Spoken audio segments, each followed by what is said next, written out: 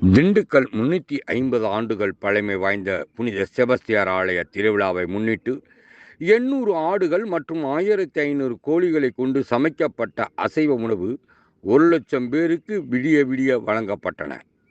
திண்டுக்கல் மலைக்கோட்டை பின்புறம் உள்ள முத்தலகுப்பட்டி கிராமம். இங்கு 350 ஆண்டுகள் பழமை வாய்ந்த புனித செபஸ்தியார் ஆலயம் உள்ளது.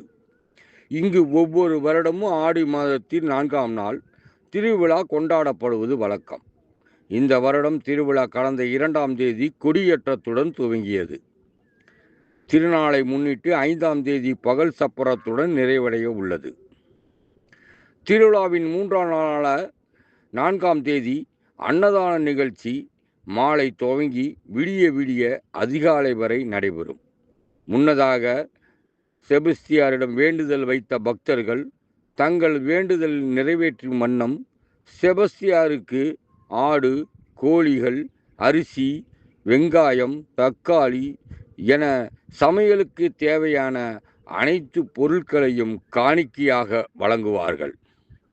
அதன்படி 100க்கும் மேற்பட்ட 800 ஆடுகள், 1500 கோழிகள், 50 கிலோ தக்காளி, 1000 கிலோ கத்திரிக்காய், 300 கிலோ இஞ்சி பூண்டு, 500 கிலோ சின்ன வெங்காயம் உள்ளிட்ட பல பொருட்கள் காணிக்கையாக வழங்கினர். பொதுமக்கள் காணிக்கையாக வழங்கிய பொருட்களை கொண்டு தேவைக்கேற்ப கிலோ கணக்கில் மசாலா பொருட்கள் தயார் செய்து இரவு அசைவ உணவை சுமார் 1,00,000 பேருக்கு தயார் செய்து முத்தலகுப்பட்டியில் உள்ள இளைஞர்கள், பெண்கள், ஆண்கள், பள்ளி கல்லூரி மாணவ மாணவிகள் என அனைவரும் இன்று ஒரு நாள் பள்ளி கல்லூரிக்கு வேலைக்கும் செல்லாமல் விடுமுறை எடுத்து அன்னதானத்திற்கான காய்கறி நறுக்குவது, சமையல் வேலை செய்வது என ஒவ்வொரு வேலைகளையும் ஈடுபட்டனர். சமைப்பதற்காக சமையல் மாஸ்டர்களை வைத்துக் கொள்வது கிடையாது. ஊர் மக்களே ஒன்று சேர்ந்து சமைக்கின்றனர்.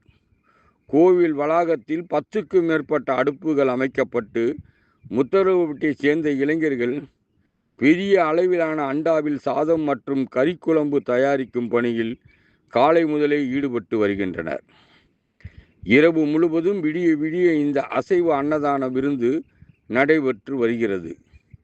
திண்டுக்கல் மட்டுமல்லாத தமிழகம் முழுவதிலிருந்து லட்சக்கணக்கான இறைமக்கள் வருகை புரிந்து செபஸ்தியாரின் அன்னதானத்தில் பங்கு பெறுவார்கள் என்பது குறிப்பிடத்தக்கதாகும்.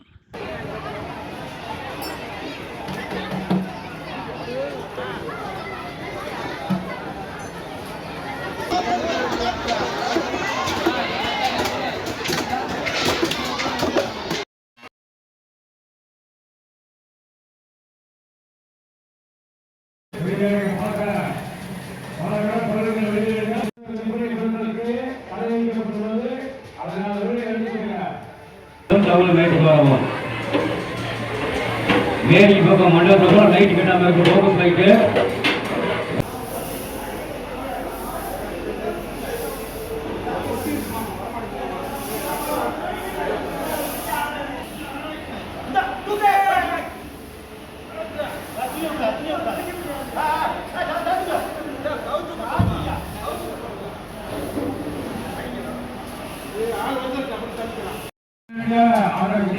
தண்ணி